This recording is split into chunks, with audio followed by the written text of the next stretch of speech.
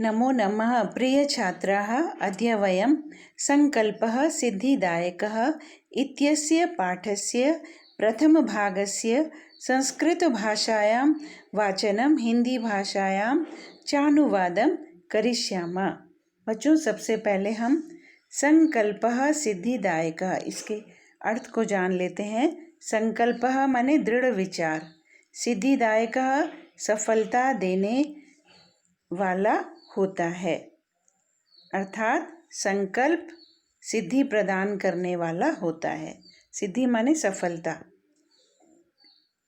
तात्पर्य है कि जब हम किसी कार्य के प्रति दृढ़ विचार धारण कर लेते हैं, दृढ़ प्रतिज्ञ हो जाते हैं, तो हमें उसमें सफलता अवश्य प्राप्त होती है।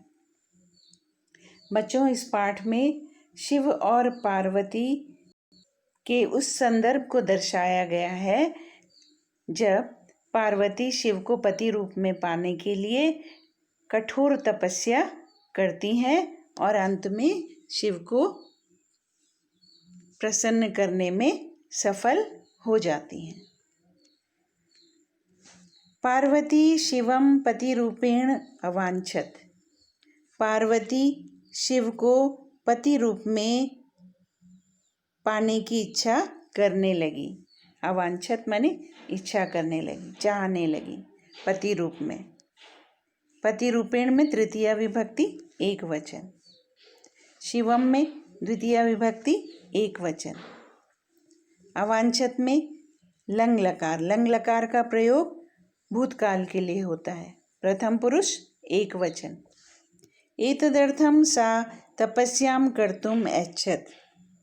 इसके लिए उन्होंने तपस्या करनी चाहिए, तपस्या करने की इच्छा व्यक्त की। किसके लिए? शिव को पति रूप में पाने के लिए। कर्तुम क्री धातु तुमुन प्रत्यय के लिए तुमुन प्रत्यय का प्रयोग होता है। सा स्वकीयं मनोरथम मात्रे न्यवेदयत। उन्होंने अपना मनोरथ, अपने मन की इच्छा मात्रे न्यवेदयत, माता को बताई। मात्रे ऋकारांत स्त्रीलिंग शब्द है। मातृ मूल शब्द है मातृ, और चतुर्थी विभक्ति के में एक वचन में हो जाएगा मात्रे। न्यवेदयत माने बताया। तश्रुत्वा माता मीना चिंताकुला अभवत। तश्रुत्वा वह सुनकर, श्रु प्लस इक्त्वा, इक्त्वा प्रत्यय है, श्रु धातु है। वह सुनकर माता मीना, पार्वती की माता का नाम था मीना। चिंता आकुला, ये दो शब्दों को मिलाकर बना है चिंताकुला। आकुल माने परेशान, चिंता से परेशान, अभवत हो गई। भूधातु लंग लकार प्रथम पुरुष एक वचन। भूतकाल के लिए लंग लकार का प्रयोग होता है। मीना वत्से मनीषिता देवता गृहे एव संति। मीना कहती हैं पार्वती की माँ। अब यहाँ से संवाद आरंभ होते हैं। वत्से, वत्सा शब्द है मूल शब्द, और संबोधन में हो जाएगा वत्से। मनीषिता देवता, मनोवांछित इष्ट देवता। मनीषिता देवता माने इष्ट देवता। गृहे संति, घर पर ही हैं। संति अस धातु लट लकार प्रथम पुरुष बहुवचन। तपः कठिनम भवति। तप कठिन होता है, तपस्या कठिन होती है। भवति भूधातु लट लकार प्रथम पुरुष एक वचन। तव शरीरम सुकोमलम वर्तते। तव माने तुम्हारा, शरीरम शरीर, सुकोमल है। गृहे एव वस, घर पर ही रहो। वस धातु लोट लकार मध्यम पुरुष एक वचन। गृहे में सप्तमी विभक्ति एक वचन। अत्रैव तवाभिलाषा सफला भविष्यति। अत्र प्लस एव अत्रैव संधि है। तवाभिलाषा, तव प्लस अभिलाषा।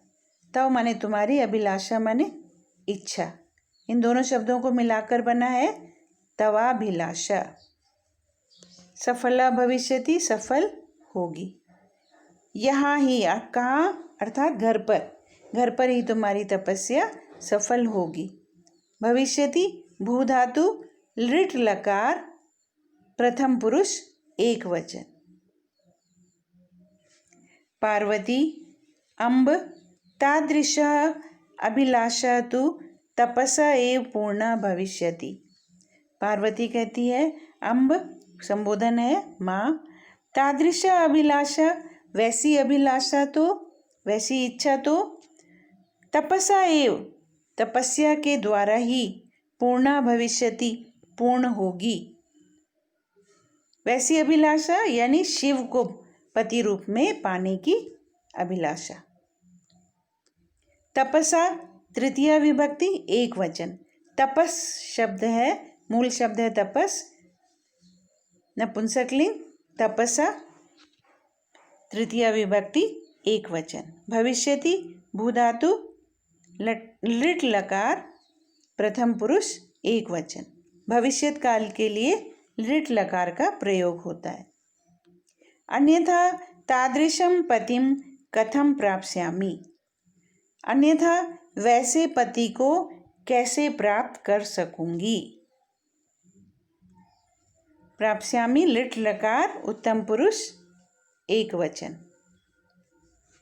अहम तपा एव चरिष्यामि, मैं तपस्या ही करूंगी। एव अव्यय शब्द है, इसके लिंग विभक्ति वचन नहीं बदलते, एक जैसी स्थिति में रहता। इति मम संकल्प, यह मेरा संकल्प है, दृढ़ विचार है। मीना पुत्री त्वमेव मे जीवनाभिलाषा। मीना कहती है पार्वती की माँ, पुत्री संबोधन है इसीलिए छोटी की मात्रा लग गई है। त्वमेव में, त्वम प्लस एव वर्ण संयोग है यहाँ पर, तुम ही, त्वम प्लस एव। माँ हलंत है, उसमें ए जुड़ गया तो हो गया त्वमेव। तुम ही मेरे जीवन अभिलाषा, जीवन की अभिलाषा हो। जीवन प्लस अभिलाषा, इन जीवन अभिलाषा इन दोनों शब्दों को मिलाकर बना है जीवन अभिलाषा। पार्वती सत्यम, सत्य है। परम मम मनः लक्ष्यम प्राप्तुम आकुलितम वर्तते। पर वो कहती है परम यानी परंतु, किंतु, मम मना मेरा मन, लक्ष्य प्राप्त करने के लिए, प्राप्त करने के लिए, आकुलितम वर्तते आकुलित है, अधीर है। सिद्धिम प्राप्य पुनः तवैव शरणम आगमिष्यामि। सिद्धिम प्राप्य माने सफलता प्राप्त करके पुनः फिर से तवैव शरणम तुम्हारी ही शरण में, तव प्लस एव तवैव संधि हो गई है। शरणम आगमिष्यामि, शरण में आ जाऊंगी। गम धातु है, गम माने होता है जाना और उसमें आ उपसर्ग लग गया तो आगम हो गया, आ प्लस गम। और यहाँ पर लिट लकार है, उत्तम पुरुष एक वचन, आ जाऊंगी। गम जाना, आगम आना। अद्यैव विजयया साकं गौरी शिखरम गच्छामि। अद्य प्लस एव, अद्यैव आज ही। विजयया साकं, विजयया में तृतीया विभक्ति है, साकं के साथ तृतीया विभक्ति का प्रयोग होता है। साकं माने होता है साथ, विजया के साथ। सह, साकं, सार्धम, समम इन शब्दों के साथ तृतीया विभक्ति का प्रयोग होता है, जैसे बालिकया वैसे विजयया। गौरी शिखरम गच्छामि, गौरी शिखर जा रही हूँ।